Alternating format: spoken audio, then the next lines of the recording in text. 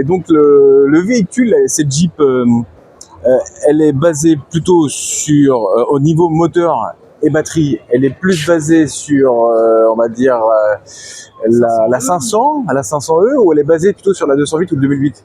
Voilà, alors maintenant, grâce à Stellantis, on va avoir des plateformes communes, les moteurs, de par la fusion de la société Nitec et de PSA pour créer la joint venture e-motor.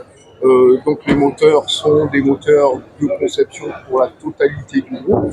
Et d'ailleurs, dans cette version, nous avons le moteur 115 chevaux, 115 kWh, pardon, qui correspond à 156 chevaux, or que les 208, les 2008, 208 Opel Mokka sont 136 chevaux. D'accord, ouais, ok. Même si on va, donc on est les premiers à inaugurer ce moteur dans la voiture.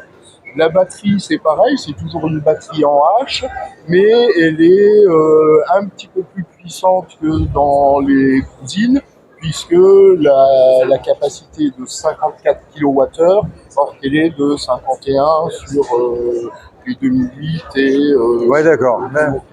Et le châssis, enfin la coque a été un petit peu travaillé aussi, et bien sûr le design là est propre à ouais, oui, mais c'est à Jeep. Donc ouais, donc Jeep a eu un petit privilège, quoi. Oui, nous sommes les premiers à avoir effectivement cette configuration.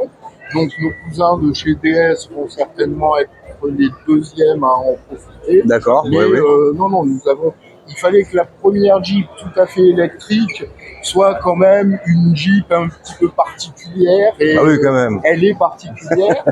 Donc par rapport au Jeep, bon, même si les Renegade et Compass étaient disponibles en 2 roues motrices, là la version de lancement est disponible en 2 roues motrices, mais je pense que dans les cartons, plus ou moins bref échéance, on voit qu'il y en a une qui commence à se distinguer au point de vue qu'elle c'est un concept car qui préfigure ce que pourrait être la version. C'est une version en 4 motrices. D'accord. Ah oui, Jeep restera une Jeep de toute façon.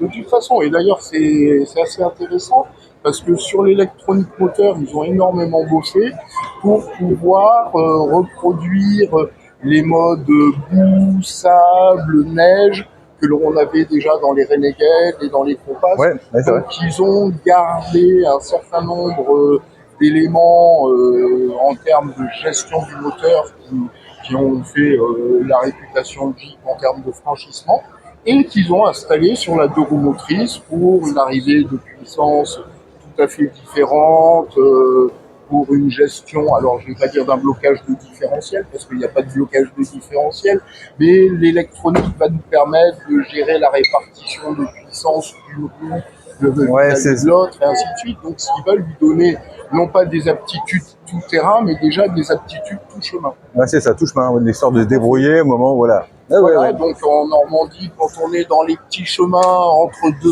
prés, toujours très sec, hein, donc toujours très sec. Donc on a le mode boue qui va nous permettre de. Ça peut arriver. Absolument.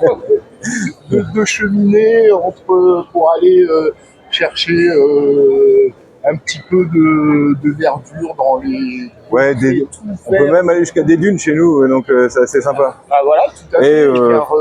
Sur les chemins qui amènent sur les dunes, on va pas sur les dunes. Tester le mode sable, effectivement. Bon, ça peut arriver, mais chute des fois, ça peut arriver. Et là, Jeep, il a mis 100% d'Avenger. Oui, parce que c'est vraiment la sortie. La sortie. Bon, les autres modèles, les Renegade, les Compass et les Wrangler sont connus.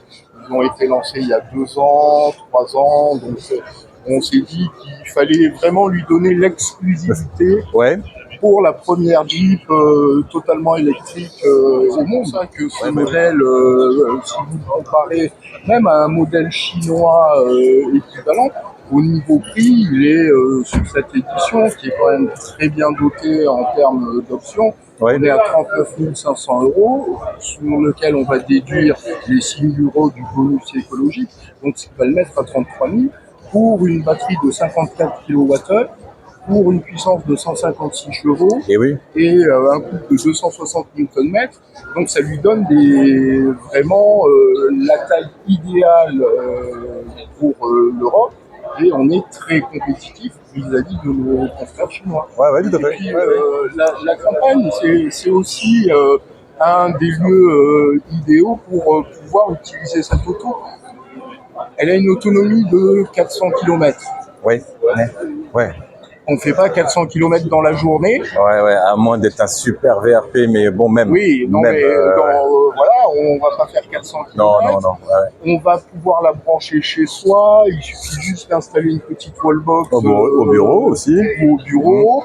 Et ça permet de recharger et de ne pas faire la queue comme actuellement aux pompes à essence. On est avec eux. Hein. Oui, c'est de Normandie, ça n'a pas dû être simple. Donc, et effectivement, là, on a la station-service chez soi, on se branche et derrière, 400 km, ça nous permet d'avoir l'éventail à 99. La moyenne de déplacement est de 39 km. Oui, en France, en moyenne, d'accord. Voilà, donc 39 km, qu'est-ce que vous allez consommer 7 kWh. Ouais. 7 kWh. Si vous avez un contrat EDF, vous allez payer 17 centimes le kilowatt, ce qui va vous faire revenir le plein aux alentours de 3,40 € au 100. Oui. 3,40 € au 100. Trouvez-moi une voiture de ce gabarit qui consomme l'équivalent d'un litre et demi d'essence. Compliqué. On ne trouve pas. Voilà, donc 156 chevaux, 260 Nm. Donc financièrement, même si l'électricité risque d'augmenter un petit peu, financièrement, c'est vraiment une bonne affaire. Ouais, tout à fait. C'est vraiment une bonne affaire. Bon, merci en tout cas pour cet accueil. Et puis à très bientôt. Au salon. Merci bien. Je suis consultant extérieur et je travaille sur deux sujets. Là, je suis au salon. D'accord. Et puis sinon, je travaille aussi à la Jeep Academy. Jeep Academy. Oui. On n'y chante pas. Non,